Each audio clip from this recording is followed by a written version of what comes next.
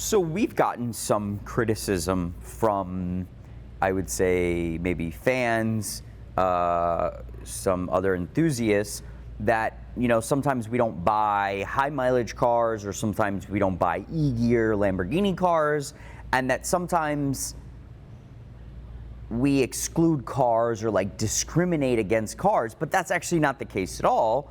The reality is that I believe in razor sharp focus. I know our market very well. I know low mileage Countachs, low mileage Diablos, Murcielago manuals. I know the market. We're transacting in the cars. We're transacting in cars that never arrive here, and we're just helping people inspect them or broker them.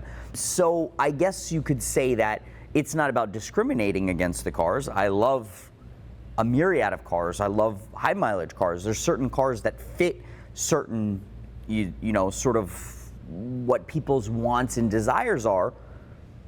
So it's nothing against the cars itself. Our focus of Curated is low mileage cars, high quality manual examples. Now, many times while we're doing deals, someone will try to trade us a car that doesn't really fit what we do, and instead of take it into inventory, or instead of trying to pass it off as a curated car, we will wholesale it or sell it to a client, knowing that, hey, this is just trade inventory, we're not putting this in curated inventory, etc.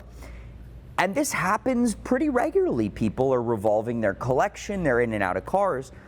And we've built a great relationship with other dealers. We built a great relationship with even collectors that say, hey, I'm looking for a high mileage Countach, or I'm looking for a driver F40, and we can provide that over a period of time. Now, Ed Bolian is a dear friend, as many of you guys know. We've known each other probably since 2005. Ed had actually a TV show, MTV True Life, or Real Life, or Reality something, where he actually did a rally across country. We worked with him on that. I forget exactly what we did to help him, but we did something, and we had been friends and very cordial. And even when we had and one day we'll talk about this story, we had a personal disaster between each other that was completely my fault. Me and Ed always worked it out. We worked through things, and he has been a steadfast friend for many, many years. This is going on 16 years, I think, or 15 years, something like that. Actually, probably longer. So Ed's been a great friend, and if you watch Ed on VINwiki, or any of his sort of, I would say, his demeanor, Ed loves driver cars, and he loves cars that are projects or that have a story. He loves a deal. And it's not that he can't afford nicer cars, he just likes to drive his cars, so he's not going to buy a 1,000-mile car and potentially damage it or put the miles.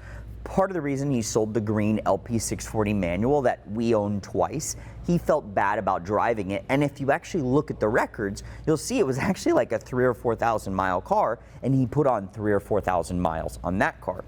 So I banter with Ed all the time. We talk once a week. We talk about cars he's buying. He's like, what do you think? And I do the same. I say, hey, what do you think about this? And we're just really two passionate car guys at the end of the day. And he's been very successful of taking his passion and making an incredible living out of it.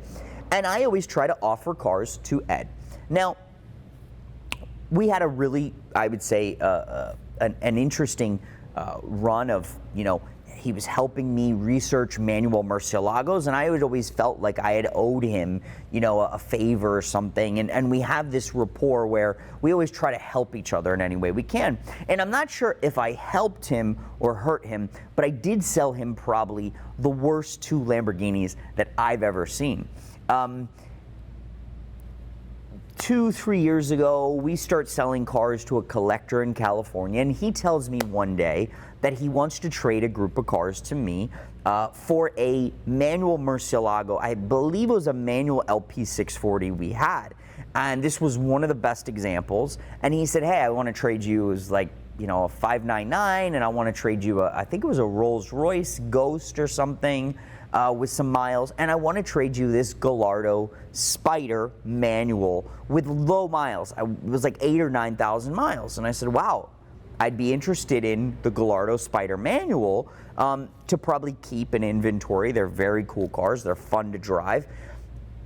And then he told me that he believes or thought that the car had a bad Carfax because, and I think the story was somebody or he left the top down and the car got reined in, so they claimed the insurance. So, I mean, it didn't sound like that bad of a story.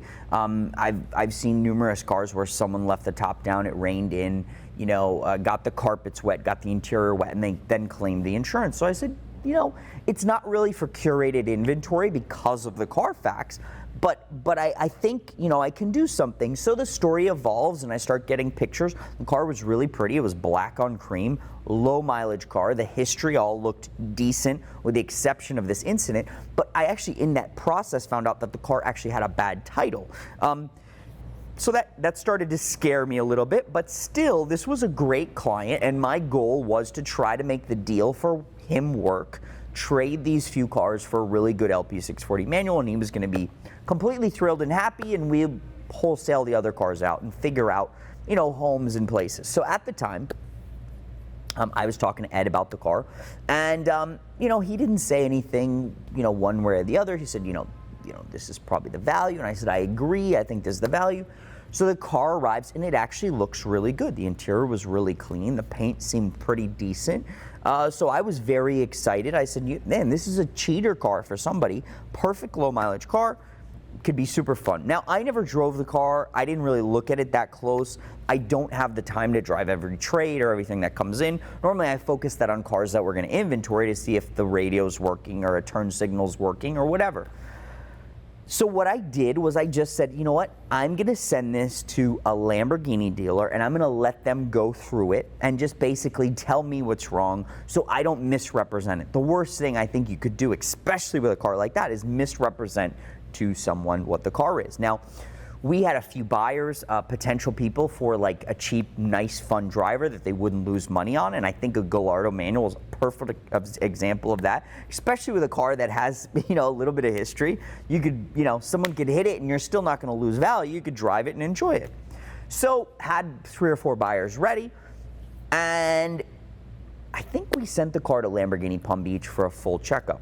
About a week goes by and I get a phone call from the service manager there, a great guy, Chris Feltner, and he's laughing. He's like, what did you buy? Now, Chris is the type of guy that, I've sent him a lot of cars to check on and do things for us over the period of many years, and he knows that we like very high quality cars, and whenever he sees something, he'll say, wow, what an exceptional car. Hey, this is an exceptional car, but you need to fix this, this, this. So it's a great sort of resource, third-party eyes to look at a car, and then either they can do the service or we can do the service here. But I always love to work with other experts and historians to really understand what a car is. And Chris just starts laughing, and he's like, what did you end up buying? And I said, what are you talking about? And he said, John, this car's just terrible. I'm like, but what do you mean? He goes, there's mud caked all over this car. And I'm like, man, come on. The guy that traded us the car said that just had a little light rain. Oh, that's not the case at all.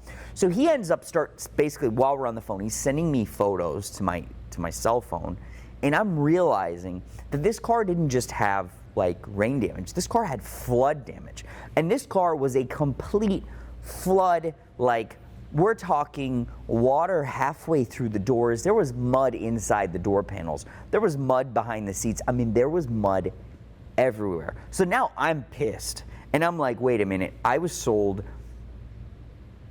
BS, okay, on a car that I thought was just a cool cheater car. So now I'm really concerned, and I'm saying, wait a minute. It's not a great car. This is something that I can't really represent to someone, honestly. And this is something that I'm really cautious about now. So, good friend Ed Bolian calls me, and we're talking, and I'm like, can you believe this happened? And he says, really? Huh. Well, I actually am looking for just that car right now. And I was completely excited. I was like, what? You are? And he goes, yeah. And I said, well, this is what I paid. I'm willing to take some sort of a loss.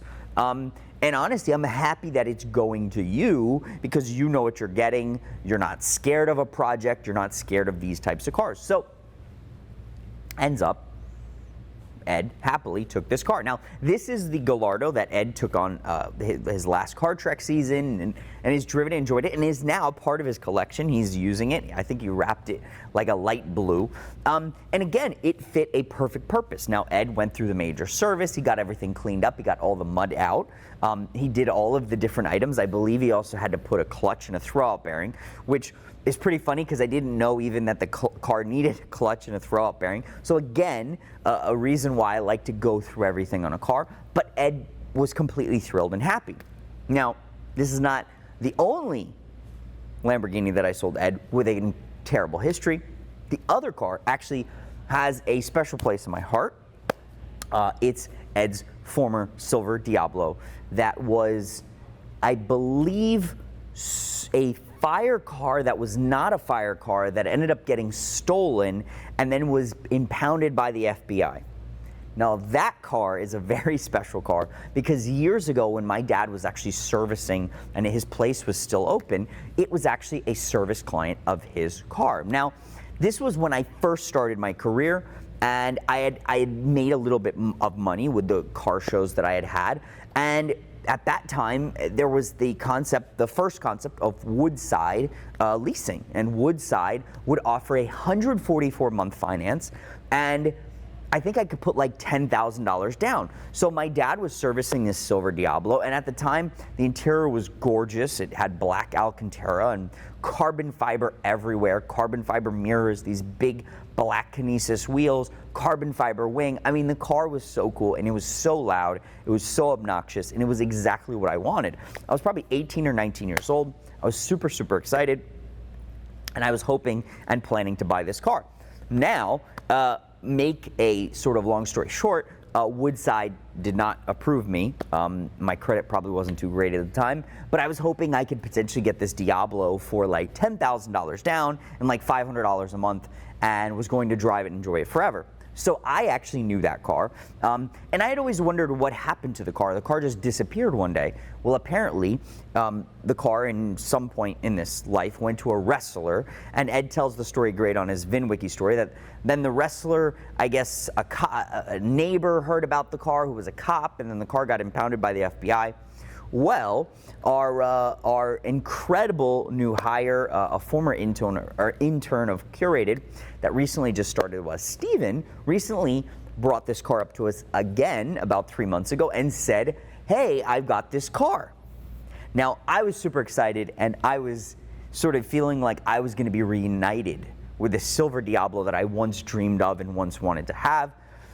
Obviously, as you guys don't know, I do not need any more projects in my life, so it was probably a bad decision at the time, but I was thinking, oh my God, I'm gonna buy this car, it'd be a perfect driver, it was gonna be cheap, and if you watch VINwiki, I don't remember the exact price, but I know Ed bought it less than $100,000, and Ed called me one day, and we were talking again like we always do, and he said, yeah, if you have anything, and I said, man, I'm buying this silver Diablo that I once was gonna buy like 15, 16 years ago. Ed said, wow, John, you know what? That would be a perfect car for me.